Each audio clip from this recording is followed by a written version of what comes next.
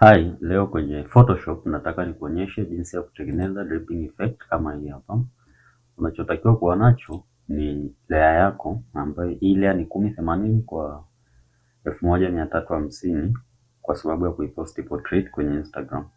Na unachotakiwa kuwa cha pili ni picha yako na cha tatu ni dripping. Hii ni PNG, unaweza ukaidownload Google ukaandika tu dripping utaipata. Cha kwanza utafanya kazi kwenye hii. Kwanza nataka ni rest size iwe normal layer kwa sababu niliplace kwa hiyo iliingia kama smart layer. Kwa hiyo unachotakiwa nitakuja hapa select subject, select hivyo, nita add layer mask. Hapo nataka ni zoom, kwa hiyo nitabonyeza control jumlisha, then nitaingia kwenye layer mask hapa. Nataka ni refine edges hizo kwenye nywele, nataka ni refine hivi. Refine hapo. Haya, kwa hiyo hadi hapo nimesha refine nywele. Kwa hiyo nitadecontaminate color, then nita click okay. Hii itakuja kama new layer, kwa hiyo hii ya chini sina kazi nayo. Alafu hii nita apply layer mask. Nikishamaliza nita turn on dripping layer yangu. Kwa hiyo nitakachokifanya nitabonyeza control T, then nita flip hapa vertical, then nitaangalia pa kuiplace. Nataka ni place wapi hapa? Nataka ni place hapa. Kwa hiyo nita click okay. Kwa hiyo hapa ninachotakiwa kukifanya, nitakuja hapa kwenye eraser, then nitafuta hii sehemu ambayo imezidi hivi na hapa hivi. Nikishamaliza nitabonyeza control, nita click ile layer yake hapa. Kwa hiyo itakuwa selected. Alafu nitashuka hapa, nitashuka hapa kwenye ile layer yangu ya model wangu, then nitabonyeza backspace ku delete. Kwa hiyo nikiturn off hii hapa nyuma inanionyesha kwamba ishapakata. Kwa hiyo nitabonyeza control D, hapa papo selected tayari. Kwa hiyo hapa chini nita add solid color yoyote, mfano kama hiyo nikiadd, lakini nataka ni add blue, then blue ambayo kama hiyo hapo, it's okay.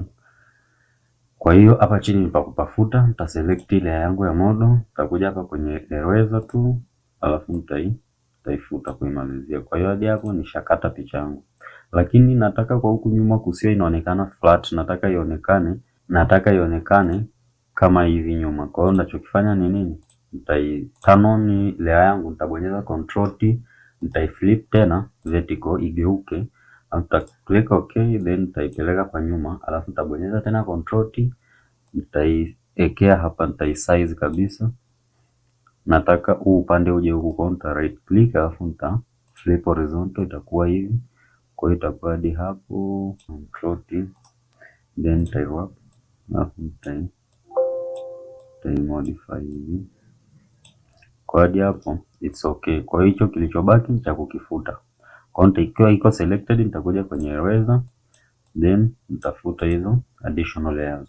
Kwa hadi hapo tayari, lakini inaonekana ni too flat sana, so sio kimvuli. Kwa hiyo nitakachokifanya, nitapunguza opacity kidogo hadi hapo, sio mbaya. Lakini nataka huku mwishoni iwe nene. Kwa hiyo nitakachofanya ni kipi? Nita duplicate ile yangu ya model, then wakati iko selected nitakuja filter, alafu nataka niende kwenye filter gallery. Hapa nitachagua plastic hii, then nitabonyeza hapa chini pembeni kuizoom out kwanza ili nione vizuri. Kwa hiyo utaseti kama mimi nilivyoseti hapa, au unaweza ukawa unahitaji iwe plastic sana, ukaongeza effect, details zionekane ukaongeza, na strength, highlight, hadi hapo sio mbaya. Then uta click okay. Nitakachokifanya, nita add layer mask kwenye hiyo layer. Kuna sehemu sizitaki iwepo, nataka iwepo kwa huku chini tu. Nitafanyaje?